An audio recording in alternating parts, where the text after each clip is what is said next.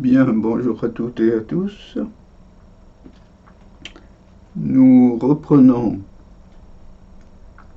ce cours de finance de la manière suivante. Donc nous sommes dans le module 3, le module finance, et nous en sommes au programme 4, les bourses. Alors tout de suite une citation. En bourse, les optimistes gagnent plus que les autres. Ah, c'est très court. Les optimistes gagnent plus que les autres. C'est de Larry Fink, PDG de BlackRock, premier investisseur mondial. Premier investisseur mondial. BlackRock. Pardon, excusez-moi. Des optimistes, donc il faut être optimiste.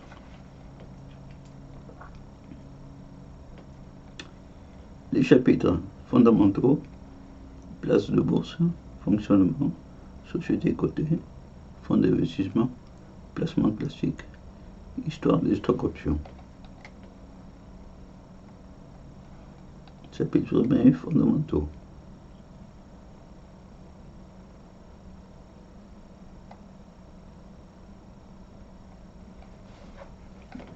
On va voir l'utilité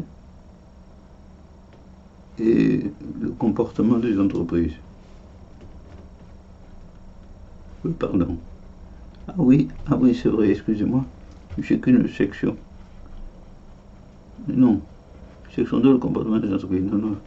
Non. Il m'arrive de n'avoir qu'une section. Bon. Mais la plupart du temps, j'en ai deux. Donc, utilité et comportement des entreprises. Utilité, trouver des fonds. Aujourd'hui, cet objectif est rare. Lien avec PIB, une foire aux vanités. Pour certains journalistes, c'est une foire aux vanités, une bourse. Section 2, c'est un jugement sévère. Comportement de rachat des actions en bourse et la question de la domiciliation. Ouais, bon, on va voir ça. Fondamentaux, utilité. La bourse est née du besoin pour les industriels et commerciaux de trouver des fonds pour se développer. Cet objectif s'est raréfié. Bon.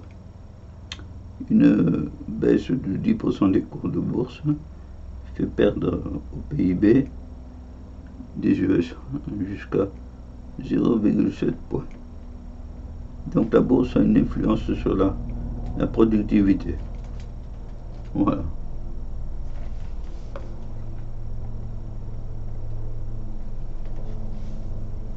Une foire aux vanités. Le journaliste appelle la bourse foire aux vanités. On va voir pourquoi. Il demande une intervention de l'État ou des banques centrales pour réguler la bourse en achetant des actions. Une intervention de l'État. Pour la foire aux vanités, vous avez un grand C, un roman anglais de 1846 critiquant la société anglaise. La foire aux vanités est un roman de l'écrivain William Makepeace, paru en 1846, qui critique la société anglaise. Il y a eu des adaptations cinématographiques et télévisées aussi. Donc la foire aux vanités par le cinéma est d'actualité. Le journaliste a repris cette expression. Bon. D'accord.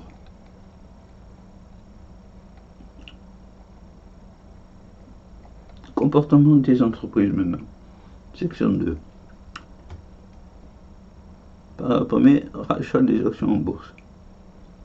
Beaucoup d'entreprises consacrent maintenant une partie de leurs bénéfices à racheter leurs propres actions en bourse. L'objectif est de faire monter les cours. Oui, évidemment. Moins il y a d'actions en circulation, plus leur cours monte. Le CAC 40 et le Dow Jones sont ainsi euphoriques, mais l'économie réelle, non. On retrouvera cette dualité entre les cours financiers de la bourse et l'économie réelle des biens et des services dans les sociétés. Voilà. Grand B, conséquences. Les valeurs boursières sont distinctes de leur support économique, oui, bien sûr. Les valeurs, les actions, les obligations, c'est complètement distinct des machines, hein, de la production des biens, par exemple, ou de la production des services. Voilà. Donc, pour premier comportement clé, racheter des actions en bourse pour faire monter les prix, les cotes. Question de la domiciliation. Les sociétés du CAC 40 français font leurs affaires hors de France. A. Ils font leurs affaires hors de France. Plus de 80% du chiffre d'affaires des sociétés sont faits hors de France, même, pour être très précis. Donc voilà une carte. Bon.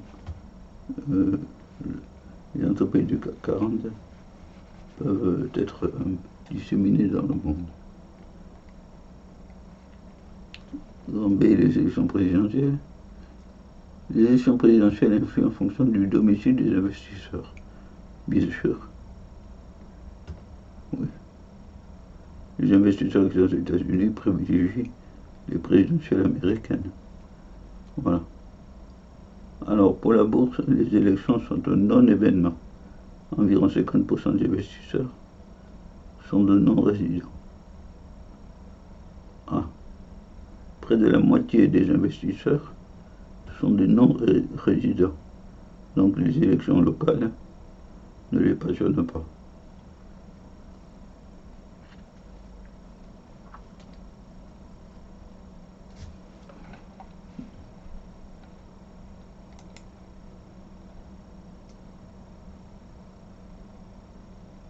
Voilà quelques fondamentaux.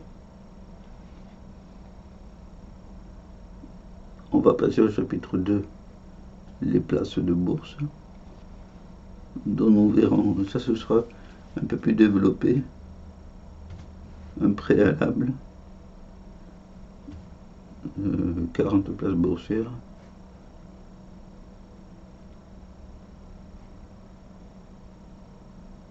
à 246, donc section 1, Paris, capitale financière.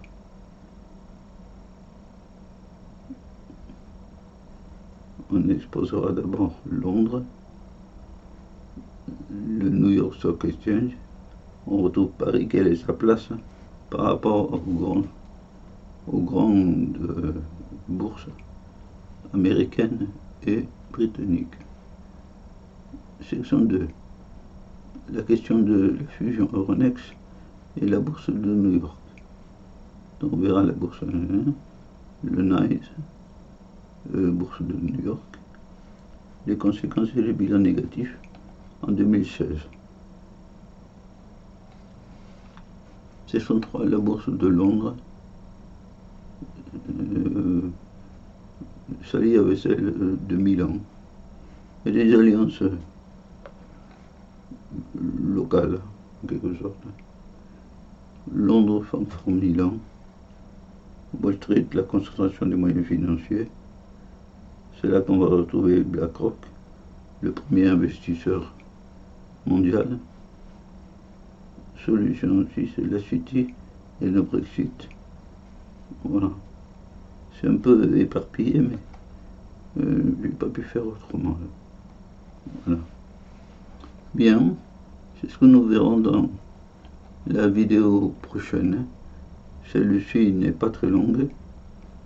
Voilà. Et je vous souhaite de bien continuer toutes vos activités en vous enrichissant au fur et à mesure de tout ce que nous passons en revue. Voilà. Au revoir à toutes et à tous.